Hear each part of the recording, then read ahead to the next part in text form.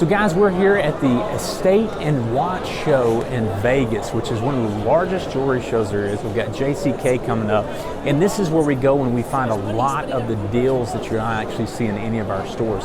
And what I'm talking about is that if you can look behind me, this is just cases and cases and rows of vendors everywhere around. And everything that you see in our store or anything like that, this is how we find it. You have to go around and hand pick everything. And it's also the way you find the best deals and the best vendors, because instead of them just coming and visiting or you just looking at them online, there's thousands of them here. So I'll go through today and we're going to go through an estate buy, go look at estate jewelry, one of a kind, really just give you guys an inside look of what it actually looks like to go through and inventory a Sissys log cabin. So you can see we found a new vendor here. You've got Bill, Sherry, and Jennifer sitting down, and this is how almost all jewelry is actually selected to go into inventory at Sissys. Is it'll actually consist of Bill, Sherry, and Jennifer sitting down, and the whole team of people going through and looking at every single piece to check the quality, the price, the designs, the heritage, and the story behind it. Talking about cool estate pieces, look at this. This is an onyx necklace. It's multiple strand twisted, and it's got a really cool leopard head on here with ruby eyes, kind of a all gold with enamel coating onto it. Really cool thing on the back right here, you press this in, the mouth opens, and that's the clasp for this necklace. Very cool pieces. It's about this really cool tanzanite bracelet. You can see it's got really gorgeous color. Tanzanite's actually a bicolored stone, so one way it's actually purple and one way it's actually blue, which makes it look really cool because cutters will actually cut it right through the middle to where you'll actually see the blue and the purple color, so you really get to see a lot of them. There's that back right there. In the olden days, clothes were different. You know, thread counts were a little bit lower, really made out of cotton clothing and things, so brooches were really a big part of not just fashion, but actually your clothes, you know, the usability of your clothes, whether you use them to pin them up. Very popular pieces here. These are really heavy. You know, in modern day high thread count, kind of almost that silk or that polyester clothing, this would sag down a lot.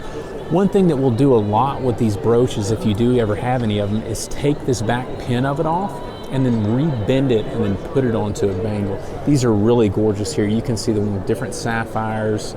These are actually, some of these are cast here, and a lot of really cool different pieces here. But these brooches, if you even get some of these large enough, you can make them into a belt buckle. This has some really, really large stones into it. Very cool pieces. This is what we call the Art Deco period. This is going to be around the 20s and the 30s in the United States. And this is going to be a lot more geometric designs. You're going to see a lot more, really, you think a lot of the large buildings built in New York, a lot of modern day architecture, or a lot of modern day buildings were designed in that 20s to 30s. And it really showcases in the jewelry, and it's really starting to come back in kind of modern day architecture. You see in houses, minimalist design, small homes.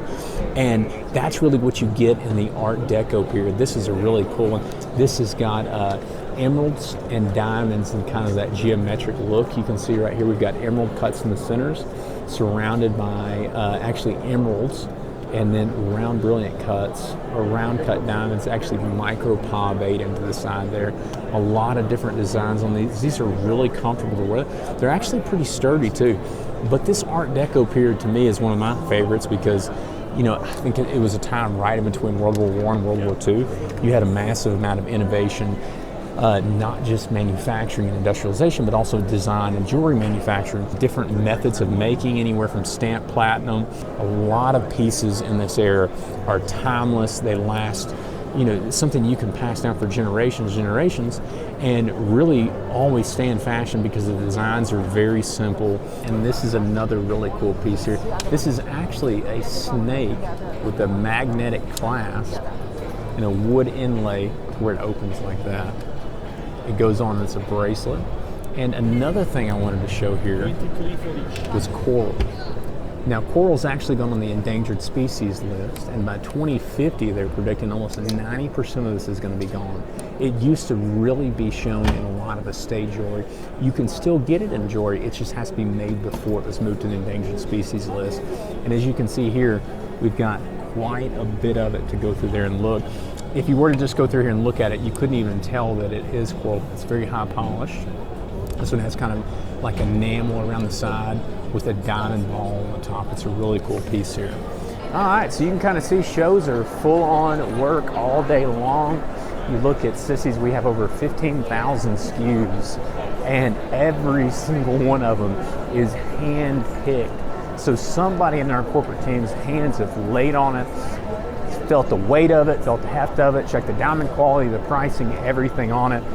It takes a lot. We buy a lot of jewelry every single year. It takes a lot of work. So I'm gonna head out of here for the day, go eat some dinner with some vendors, go work on it, see what everybody else in the industry is up to, and then it is straight back to it at 8 o'clock in the morning. So hope you enjoyed the estate show today, and we'll get some more stuff from you, kind of modern designs at JCK tomorrow over the next couple days. See a lot of manufacturers, new materials. So remember, life's too short for ordinary jewelry.